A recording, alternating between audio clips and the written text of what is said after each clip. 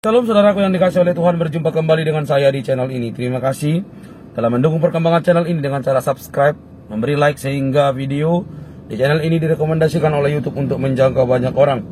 Dan teman-teman boleh memberikan komentar dan dukung saya dengan cara men-share video dari channel ini di berbagai media teman-teman. Tuhan memberkati kita semua.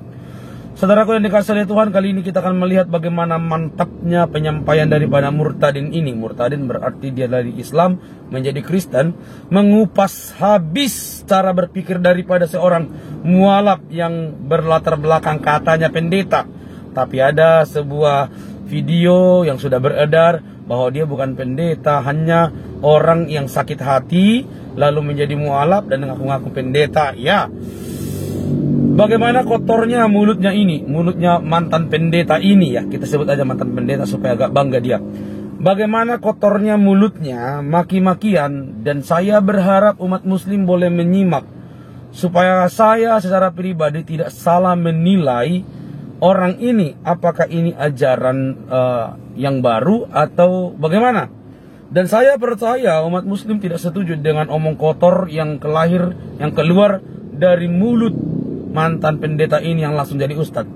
Nah, kita lihatlah teman-teman, perbandingan penilaian cara berpikir murtadin ini mengupas tuntas tanpa embel-embel dari Quran, dari latar belakang kehidupan daripada seorang mualaf ini. Nah, bagaimana tanggapan dari murtadin teman-teman? Jangan skip supaya kamu mendapatkan informasi dan juga makin waras, dan kalau boleh juga tertawa supaya semakin terlihat bahwa kita terus suka cita ya teman-teman ya. Ini dia teman-teman videonya.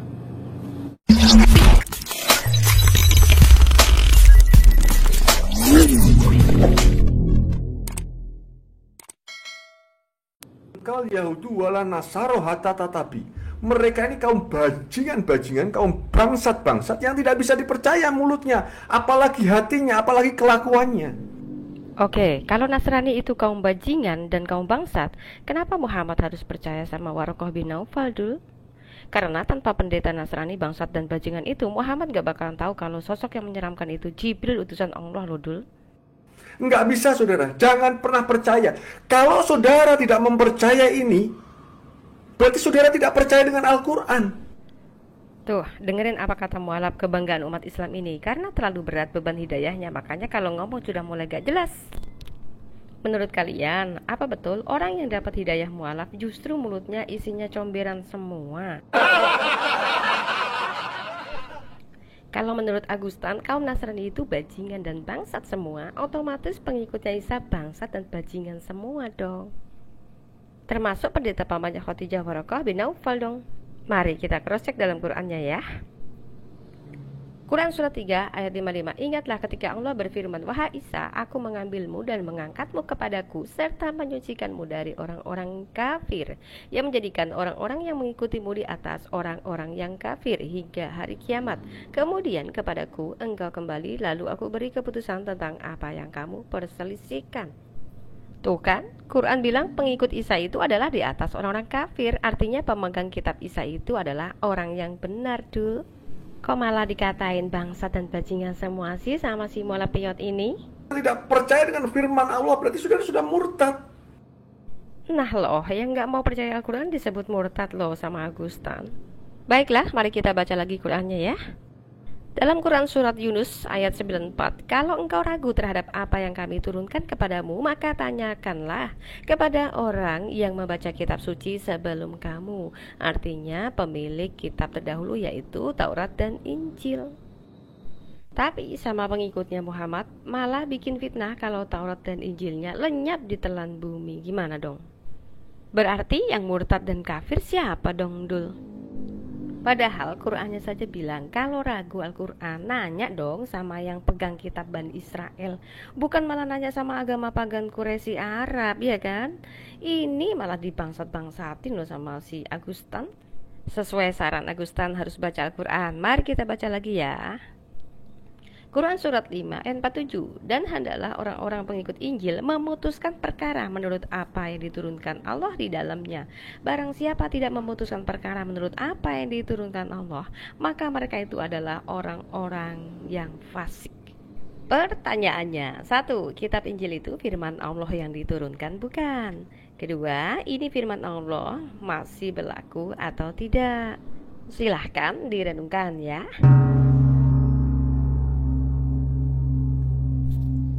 Tapi, kalau kitab Injilnya saja difitnah lenyap, penganutnya dikatain bangsat dan bajingan semua, bagaimana orang mau percaya Al-Quran toh Mbah Agustan? Loh, ini perintah loh ya, ini perintah, bukan karena Agustan. Tetapi sekali lagi prinsip daripada hitam putihnya hidup dan perkataan saya bisa pertanggungjawabkan di hadapan Tuhan. Makanya saya berani, saya lebih baik minta laknat. Minta laknat. Bangsat satu ini, anak lonte ini, mudah-mudahan nonton ini ya, bajingan ini. Papa yang baik ya, tidak akan menjadikan anak-anaknya komoditi agama. Ya, ini kalimat-kalimat bajingan ini, bangsat ini ya. Ya, anjing gereja ini seperti ini saudara, anjing gereja seperti ini, catat ini anjing gereja ini ya. Seorang seperti Andri, saya puji, ternyata di bajingan. Dan kamu ya, kamu adalah anak-anak lonte ya. Orang-orang kafir itu seperti ini saudara. Dan orang-orang mualaf itu seperti ini ya. Tidak akan ridho sebelum mereka kita mengikuti milah mereka. Dengan cara apapun, sehalus apapun. Tetap apa? Babi-babi haram dan anjing-anjing pincang. Wih, ternyata agama lain itu dianggap seperti hewan yang cacat toh. Pantes mau bikin gereja saja udah dicekal dan suka dibom. Wah, makin ragu jadi mualaf dong anaknya kalau agama yang dianutnya mengajarkan kebencian seperti ini. Secara eksplisit dan jelas si bajingan ini nuduh saya ya. Papa yang baik. Hei bajingan bangsat. Yang bangsat itu kalian ketika kalian menjajakan agama di pinggir-pinggir jalan sambil teriak, menyebarkan pamflet, mempengaruhi orang. Oke, dalam kenyataannya mari kita lihat siapa yang suka begitu, saudara-saudara. Allahu Akbar. Allahu Akbar. Allahu Akbar wa ni'matul muslimin. Allahu Akbar wa ni'matul muslimin. Allahu Akbar. Allahu Akbar. Allahu Akbar. Allahu Akbar. Allahu Akbar. Allahu Akbar.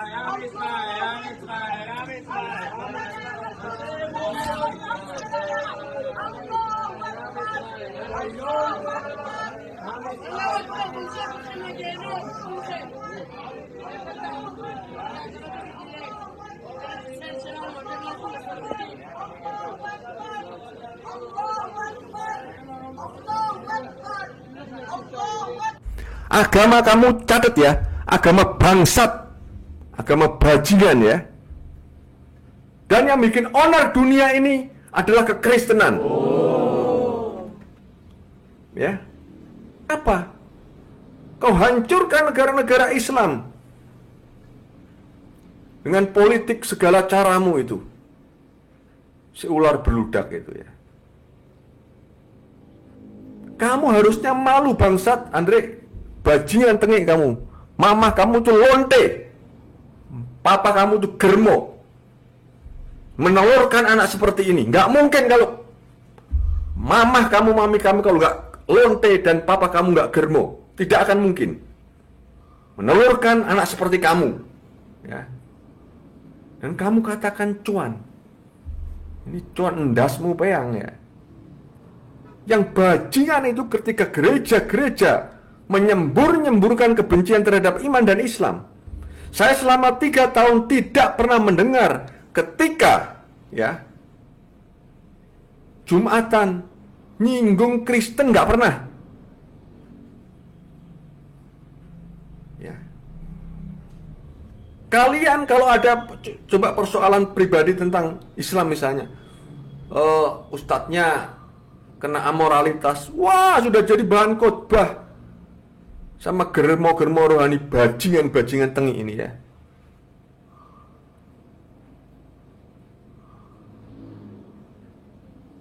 Ini yang membuat saya nggak peduli Tapi jujur Ndre, kalau aku ketemu kamu tak tebas leher kamu. Ya. Kau samakan komoditi agama. Lah inilah bajingan-bajingannya orang Kristen, saudara.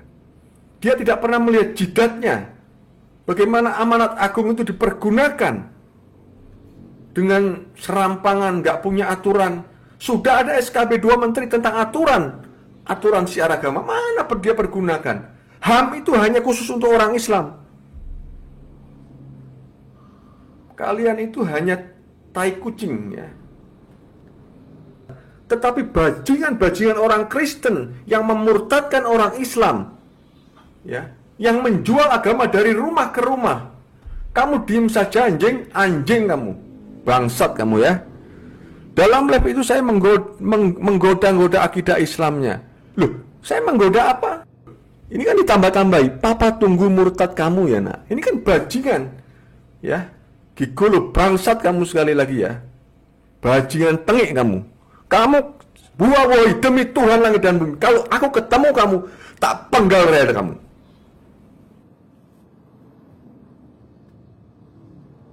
Ingat ya, ular tidak akan pernah menjadi merpati. Tapi Cina-Cina yang sudah masuk Islam, Ustadz, walahu alam bisawab.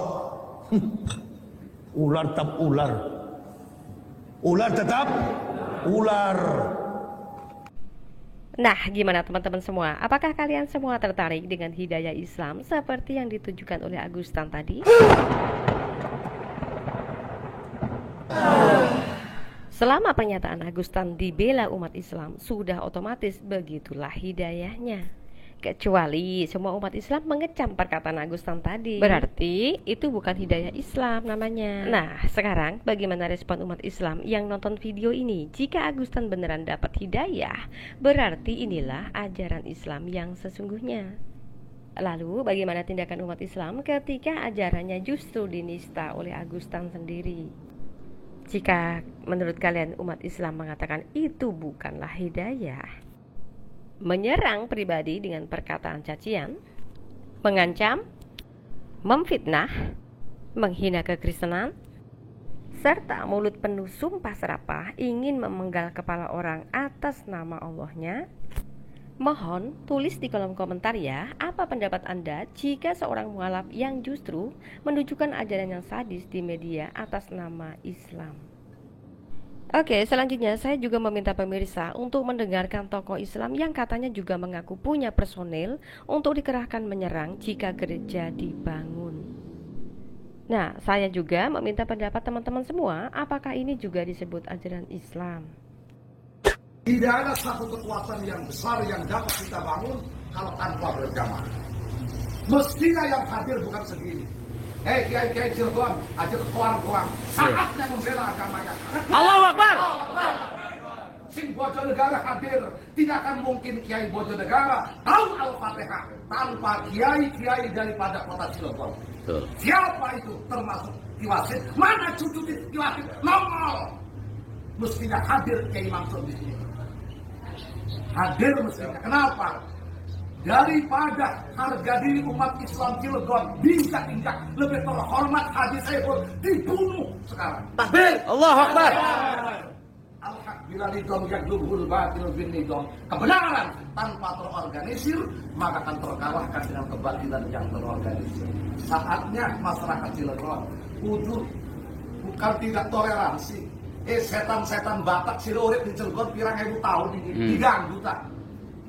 Makanya saya kemarin di Cikuasa, kan iki sekarang digawe gereja di Cilegon, bener. Cilegon iki kota kiai, kota santri, 97% Cilegon ini termasuk para kiai. La tahulullah wa rasul wa tahulu amaratikum wa antum ta'lamun. Jangan sekali-kali kita mengkhianati Allah dan Rasul kalau kita sudah berani khianat kepada ulama-ulama kita yang sudah almarhum, yang sudah almarhumah. Tunggu saat kehancuran. Sing Bojonegara kalau diminta bantuannya, siap, saya akan membawa pasukan dari Bojonegara. Allahu Akbar. Karena ini sudah tidak arah Cilegon lagi. Ini menyangkut akidah umat Islam. Iya. Mudah-mudahan Pak Wali Kota kita. Makanya saya sampaikan, kalau sampai Wali Kota menandatangani, saya anggap Wali Kota terburuk sepanjang masa. Betul.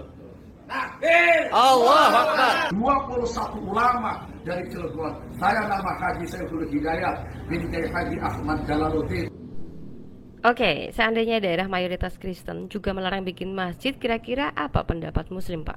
Kalian pasti akan bilang, Allahu Akbar, kita jihad. Seperti halnya dulu sebelum ada Islam dan Muhammad ada.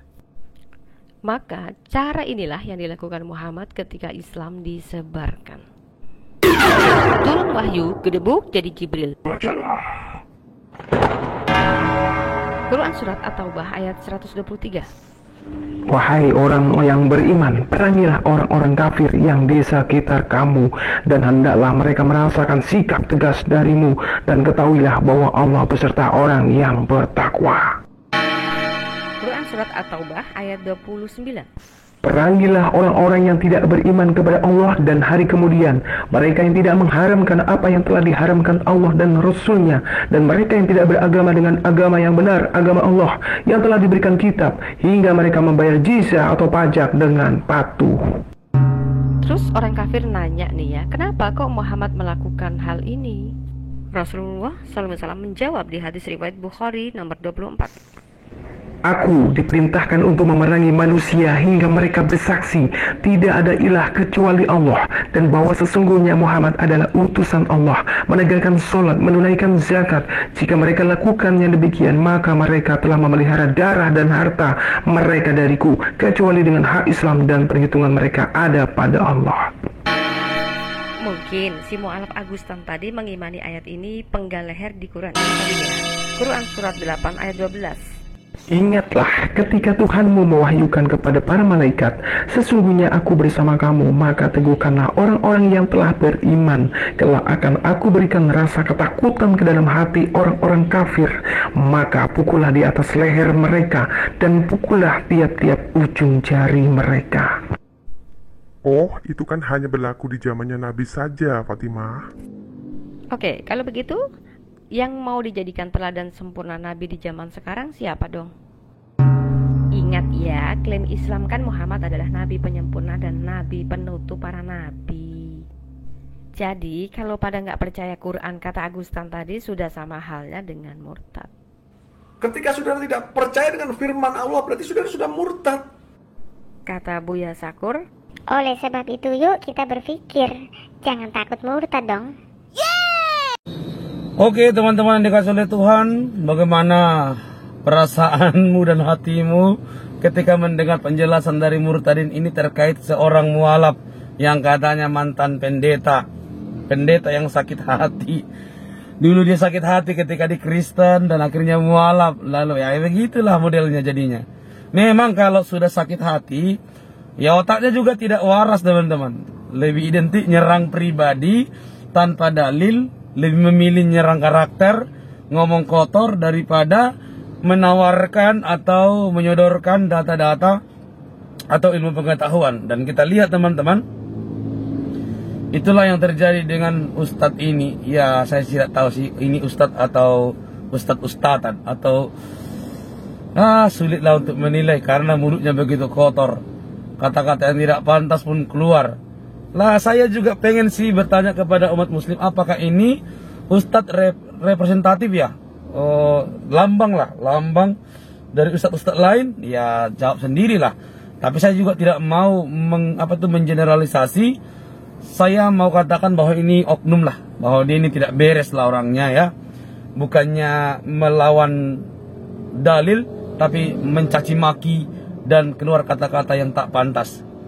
Dan apa yang disampaikan oleh murtadin ini merupakan tamparan keras lah untuk si ustadz ini, supaya dia memang berkaca gitu loh. Memang sudah berapa orang sih yang kamu tebas, sudah berapa orang sih yang kamu sangat menyedihkan. Kok orang moralnya begini ya, cara ngomongnya begini ya. Dan apa yang disampaikan oleh murtadin ini merupakan kebenaran untuk membungkam si ustadz ini yang sembarangan, yang menghina. Dan kalau memang muslim setuju ini ustadz dan juga setuju apa yang dikatakannya, ya wajib didukung oleh kalian. Kalau memang ini representatif daripada apa yang kalian yakini, ya harus kalian dukung. Tetapi kalau tidak, Kalau tidak ini ya, jangan kamu pelintir lagi. Kalau tidak, kalian juga sebenarnya harus mengecam. Dan saya percaya ada banyak oknum muslim yang baik, ustadz yang baik, yang akan membantah dan juga tidak setuju dengan apa yang disampaikan oleh si mualaf ini. Baru aja mualaf. Itu pun mualaf karena sakit hati, bukan karena ya teman-teman dikasih oleh Tuhan, biarlah dia boleh belajar. Dan semakin tua dia, semakin istiqomah dan juga semakin dekat dengan Allah. Dan dia juga semakin bertobat lah. Janganlah mengotori Islam yang rahmatan lil alamin buat mereka ya. Karena apa yang keluar dari mulutnya merupakan lambang sakit hatinya kepada orang Kristen. Maka dia maki-maki orang Kristen sampai pengen stroke dia teman-teman. Oke, untukmu mualaf yang katanya mantan pendeta, kau segera bertobat sudah, jangan lama-lama. Nanti kau stroke leh gara-gara mencaci maki orang lain, keyakinan orang lain, tanpa memberi bantahan yang baik, tanpa memberikan data yang baik, hanya modal bantah keluar-keluar kau di situ. Oke, sampai di sini teman video saya. Jangan lupa untuk mendukung saya dengan cara subscribe, like, komen, dan share sebanyak mungkin. Sampai ketemu di video selanjutnya. Bye bye, Tuhan memberkati kita.